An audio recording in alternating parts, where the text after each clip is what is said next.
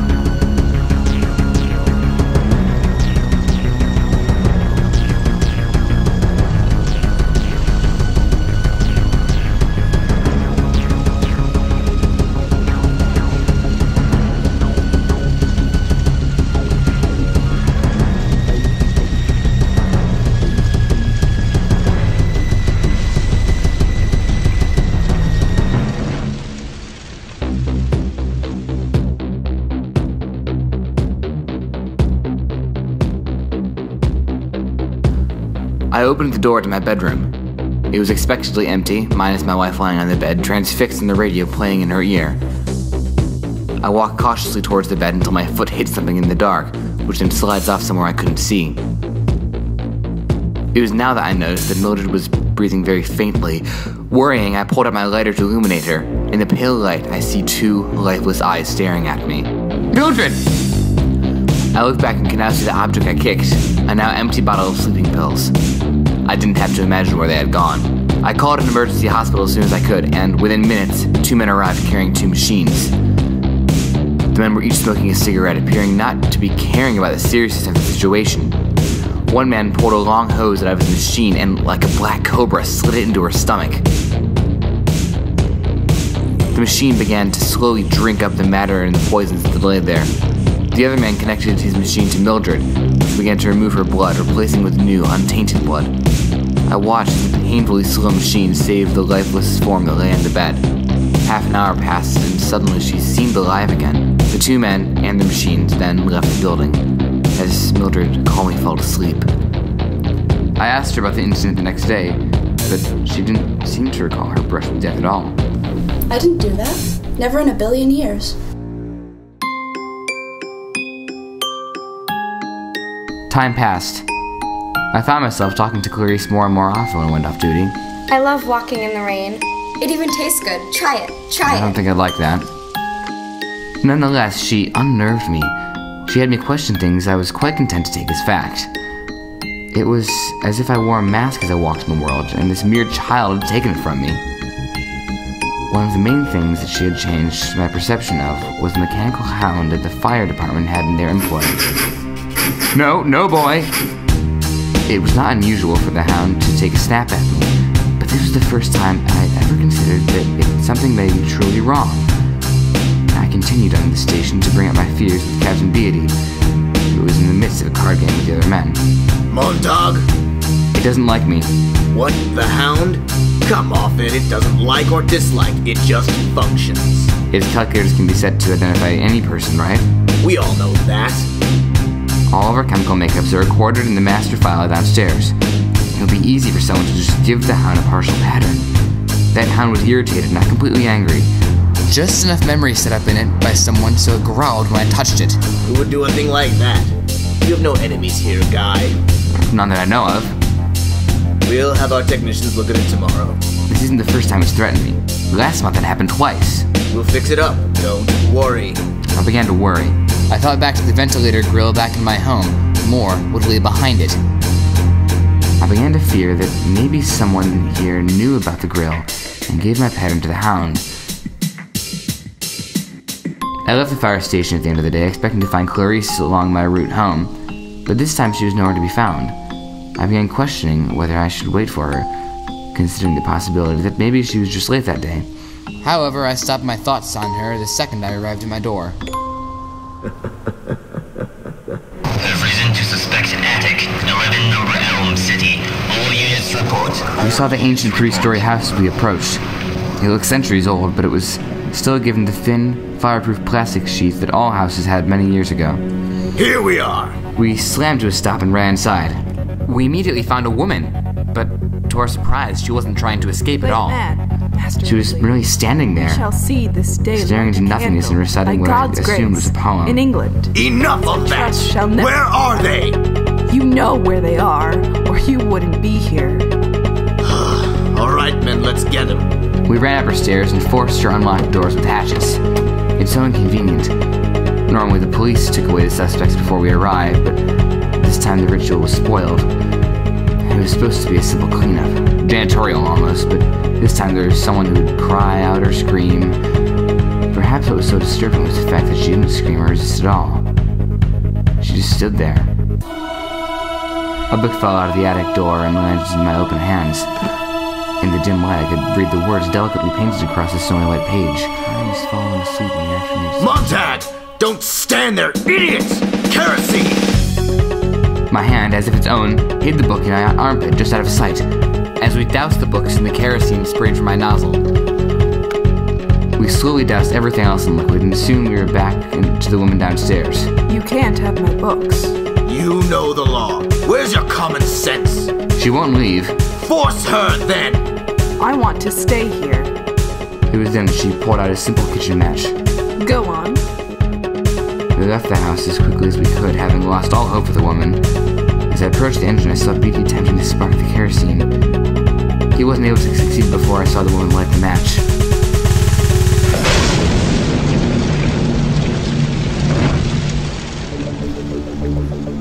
I went home in silence. The image of the exploding house burned into my mind. People weren't meant to die in the attempts to purge the world of books, but this woman had to change that. A thought struck me as I approached my home. Maybe we had been killing all along. These books took time and motion to write, as if the author put a piece of themselves in, a piece we burned away in a flash. As I entered my home, I reflected that this was not a thought I would have given a mere year ago. It's more one that would have been thought of by Mildred. She was asleep. Mildred. Yes? Mildred, do you know the girl I was telling you about? Clarisse, her name was. Have you seen her? No. Oh, I meant to tell you, I forgot. I think she's dead. We can't be talking about the same girl. McClellen, run over by a car 4 days ago? The family moved out, I'm pretty sure. Why didn't you tell me sooner? Forgot. 4 days ago? I forgot all about it. We were interrupted by the sound of knocking at the door. Suddenly remembering the book in my armpit, I jammed it under the pillow as I turned to open the door. You like baseball, don't you, Montag? Baseball is a fine game. And bowling, and golf, basketball, billiards, football.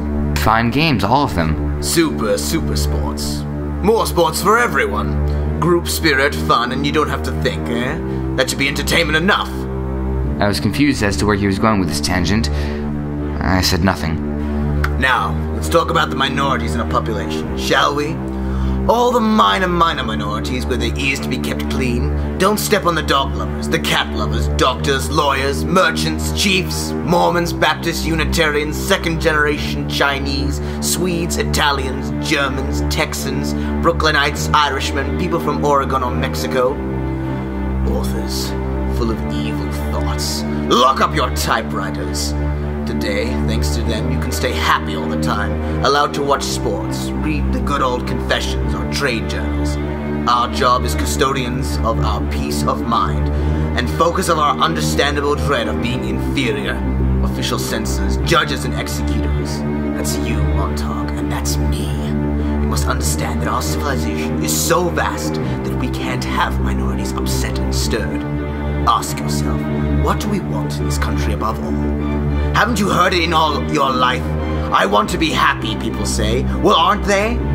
Don't we keep them moving? Don't we give them fun? That's all we live for, isn't it? For pleasure, for titillation. And you must admit our culture provides plenty of those. Beatty paused for a moment, then began to move back towards the door. Lecture's over. I must be going. Oh, one last thing. At least once in his career, every fireman gets an itch. What do books say, he wonders? Well, Montag, the books say nothing. We let the fireman keep a book for 24 hours. He hasn't burned it by then. We simply come and burn it for him. I suddenly felt myself bordering on a question, one that seemed to contradict everything. There was a girl next door. She was different. How did she happen? Clarisse McClellen. We have a record of her family. She was better off dead. And Beatty left, closing the door firmly behind him. After the moment, I looked behind me to see Mildred holding the book I hid. What's this? I realized now that there was no point in hiding the facts anymore. I knew what Beatty knew, and I suppose Mildred and I were now in this together. Millie, it's only fair I show you something now. I propped up a chair against the wall and stepped up on it, reaching for the ventilator grill on the wall and pulling it away. I reached in and pulled out a book. Without looking, I dropped it on the floor and reached for another, and another, and another, and another, and another, and... Who is it? Montag out here. What do you want? Let me in. I haven't done anything. I'm alone. You swear it? I swear. Faber, the old professor, slowly opened the door and I calmly walked in. His eyes quickly darted to the Bible under my arm, the price I paid to see him. The book? Where did you... I stole it. You're brave. May I? I gave Faber the book, and I saw a look of childlike delight pass across his face. It's been a long time since I've seen one of these. Such quality, texture. I loved to smell these when I was a boy. Well, tell me why you're here. I want you to teach me to understand what I read. Fireman, eh? What knocked the torch out of your hands? I don't know. We have everything we need to be happy, but we aren't happy. Something's missing. I look around and You're a hopeless romantic. You know why books are important? They have features. They can go under a microscope. You'd find life in it. Telling detail, fresh detail. You see why they are feared? They show the pores in the face of life. The people want only wax moon faces, poreless, hairless, expressionless. I can get books. You're running a risk. This afternoon I thought that since the books are worthwhile, we might get a press and print some extra copies. We? You and I. Oh, no. Well, let me tell you my plan. If you insist on telling me, I must ask you to leave. But aren't you interested? Not when I could be burnt for the trouble. Not when the fireman structure exists. Now, if we arrange to print more books and place them in firemen's houses... Then turn in an alarm and see the firemen's houses burned down. Is that what you mean? I was joking. Well? You're absolutely serious. Absolutely. You're a fool. People are having fun. Committing suicide. My wife almost died. Good night. Faber began to try to rush me out. In desperation, I grabbed the Bible I had come with. Would you like to own this? I'd give my right arm. I began violently ripping pages out of the book one after another, to Faber's absolute terror. Idiot! What are you doing? The book! Don't tear it anymore, please! I stopped tearing, and followed the old man deeper into his home. We ended up in a small room full of wires and electronics, in which he found a small green object. Put this in your ear. I did as I was told, as Faber placed a similar object in his ear. Faber then merely moved his lips. Montag! I hear you. You're coming over fine too. Now go to the firehouse when it's time. Let's listen to Beatty together. I'll give you things to say. Give him a good show. Now good night. Wait, not good night. I'll be with you the rest of the night. A vinegar gnat tickling your ear. Good night, Professor. I notice your husband isn't here tonight. Oh, they come and go. The army called Pete yesterday. Quick war. 48 hours, they said. Yeah, I'm not worried. I'll let Pete do all the worrying. Later that night, I arrived at my house to find Mildred and our neighbor, Mrs. Phelps, discussing. Oh, remember the election? I voted for President Noble. Nicest looking man to ever be president. Oh, but the man who ran against him... He wasn't much, was he? Kind of small and homely, didn't shave well. Fat, too. Didn't dress to hide it. What possessed the odds to run him? Even their names helped. Compare Winston Noble to Hubert Hogue for 10 seconds and you could almost figure the results. What do you know about Hogue and Noble?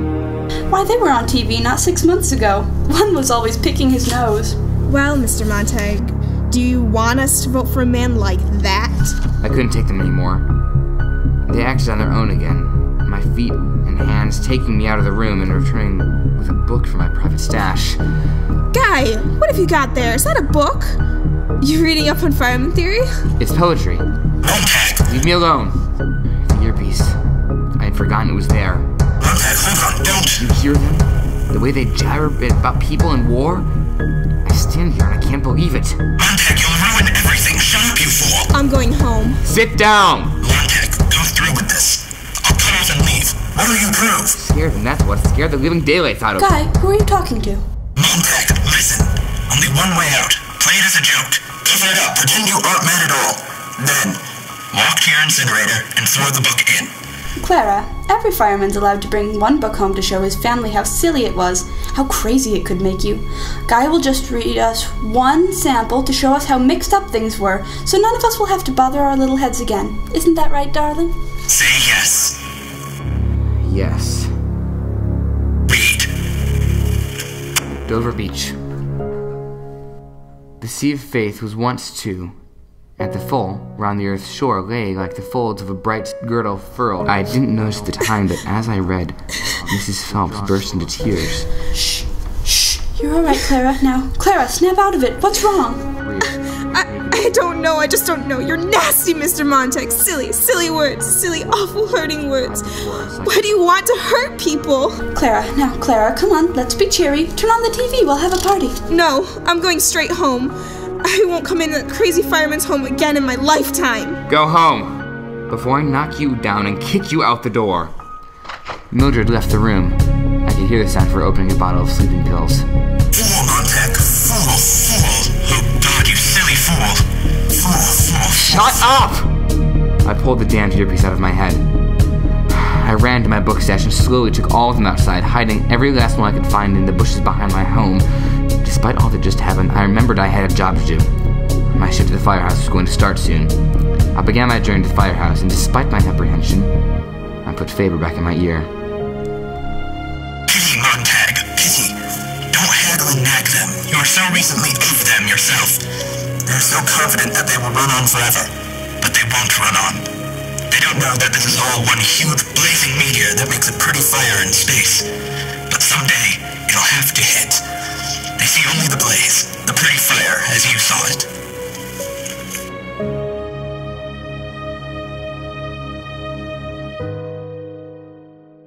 Montag, you don't look well. I'll be alright. You'll be fine. This is a special case. We were on our way to a recent report, which Beatty seemed excited about. He was even driving. Beatty never drove. Here we go to keep the world happy, Montag. He was smiling rather wide, almost comically. Alright, Montag, here we are. I couldn't believe it. Something the matter, Montag?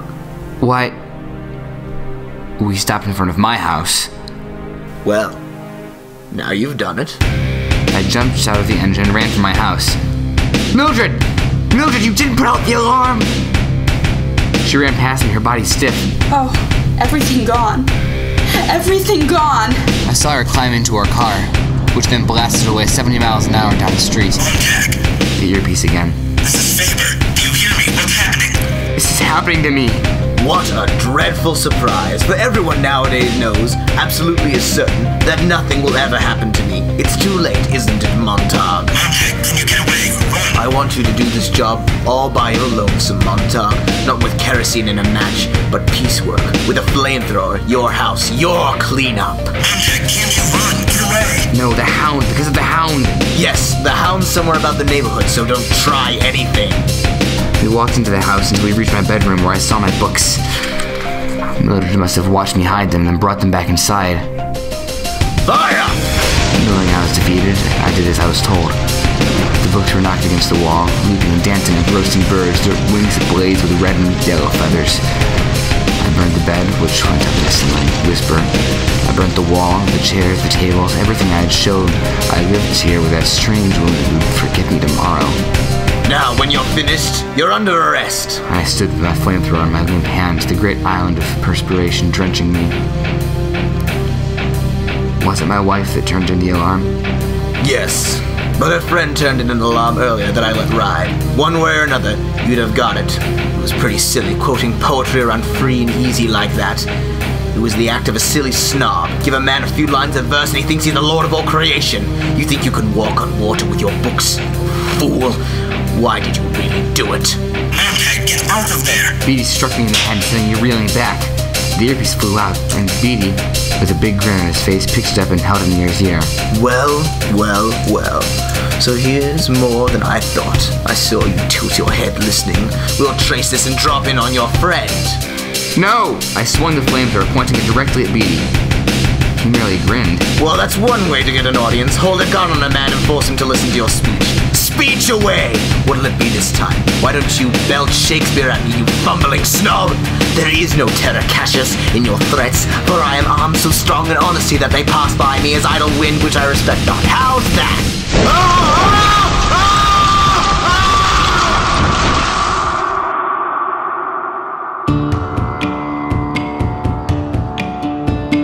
I ran for days. I eventually managed to lose the Hound by jumping into a nearby stream on which it floated to who knows where. I had time to think on what I had done in my life. Staring up at the sky and seeing the sun, I realized it burned every day, burning time, burning years, and people away without a single firefighter to help. Everything burned on its own, but I was accelerating the process. This is why I had to stop. Never burn again. After a few miles of floating, I decided it was safe to leave the river. When I finally got my bearings on land, I looked out and saw a small fire in the distance. I approached slowly. I saw hands become slowly visible, held to the fire. I got as close as I dared and watched in silence. This fire was warming, not destructive. This fire was different. It was... All right, you can come out now. I tried to escape their sight. It's all right. You're welcome here. I entered the circle around the fire. There were 5 old men sitting in silence. Have some coffee. Thanks. Thanks very much. You're welcome, Montag. My name is Granger. Drink this too. It'll change the chemical index of your perspiration. Half an hour from now, you'll smell like a different person. And with the Hound after you, the best thing is bottoms up. You know my name. We have a TV here, you know. We've been watching the chase. It's still going. Look. He pointed at a small battery-powered TV by the fire. The chase continues north in the city. Police helicopters converging on Avenue 87 and Elmgrove Park. They're faking it. You threw them off a while ago. Look, some poor fellow is out for a walk. Over there, it's Montag, it's Montag! As I watched, the Hound leapt at the poor man, and the camera cut away right before impact. He probably never knew what hit him. Granger shut the TV off. They didn't focus on the face, did you notice? Your own best friends would think that was you. Well, welcome back from the dead. Who are you people? We're book burners, like you. We read the books and burn them, afraid to be found. We keep them in our old heads where no one can suspect it. I am Plato's Republic. What have you to offer? I thought I had a part of the Book of Ecclesiastes. Do we have a Book of Ecclesiastes? I think it was a man named Harris down in Youngstown. I think we have. Montag, walk carefully. Guard your health. If anything happens to Harris, you're the Book of Ecclesiastes. How important you've become in the last minute. But I've forgotten. No, nothing's ever lost. We have ways to shank out the clinkers for you. I don't belong with you. I've been an idiot all the way. You did what you had to do, but our way is simpler and, we think, better. All we want to do is keep the knowledge we think we need intact and safe. How many of you are there here? Thousands on the roads, the abandoned rail tracks, bums on the outside, libraries inside. Each man has a book they want to remember, and they do. None of us are important, merely dust jackets for the books we keep within. He paused for a moment and threw dust over the fire, putting it out. Let's move downstream for the night, just in case.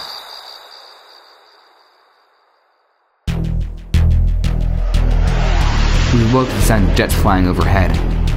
The war. I'd almost forgotten. It was such a minor part of our lives, always downplayed by the TV and the general populace. The cities won't do well in the next few days. My wife's back there. Sorry to hear that. It's strange. I don't miss her. I don't feel much of anything. Even if she dies, I realized a moment ago I don't think I'd feel sad. It isn't right. Something must be wrong with me. Listen, when I was a boy, my grandfather died. He was a sculptor. He helped clean up the slum in our town, made toys, and did a million things in his lifetime.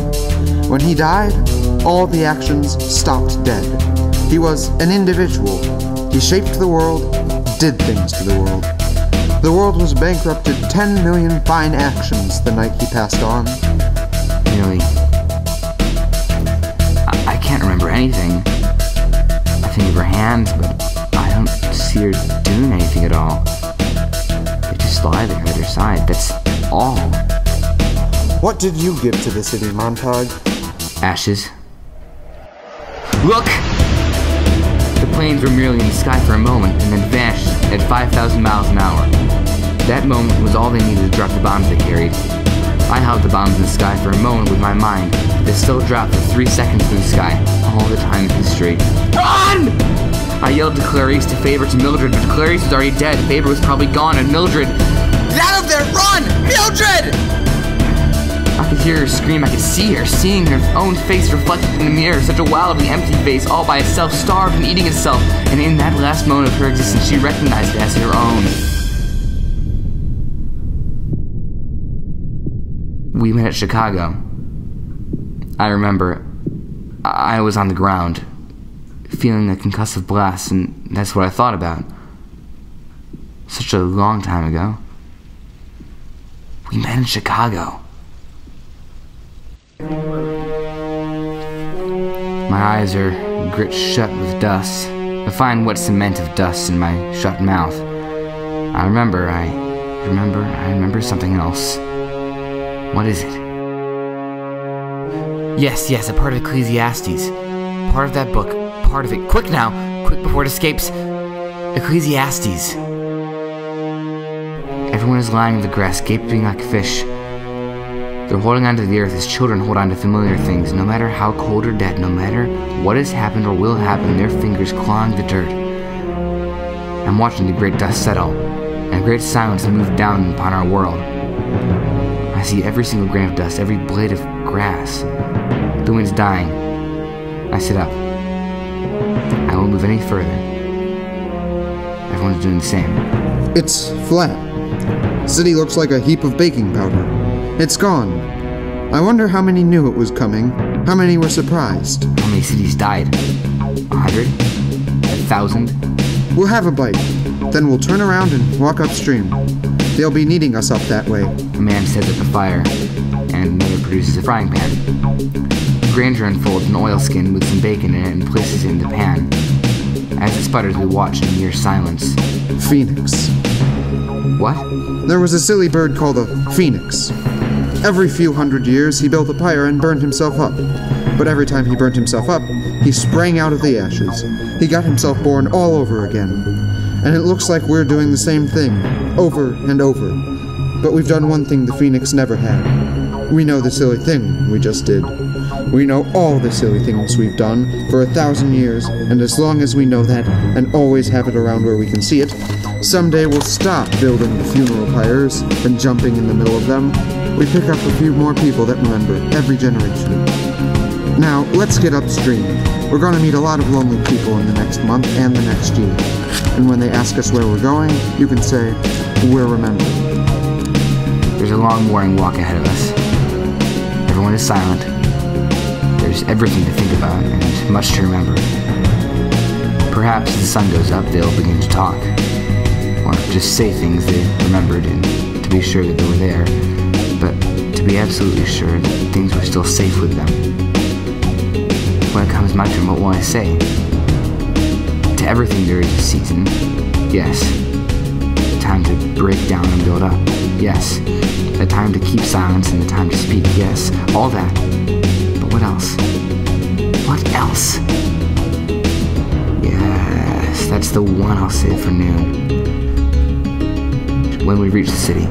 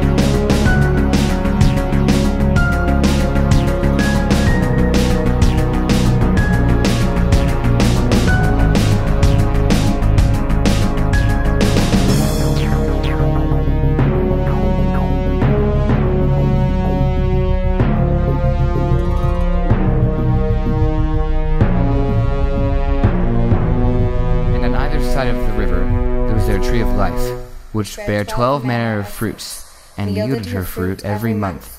And the leaves of the tree were for the healing of the nations.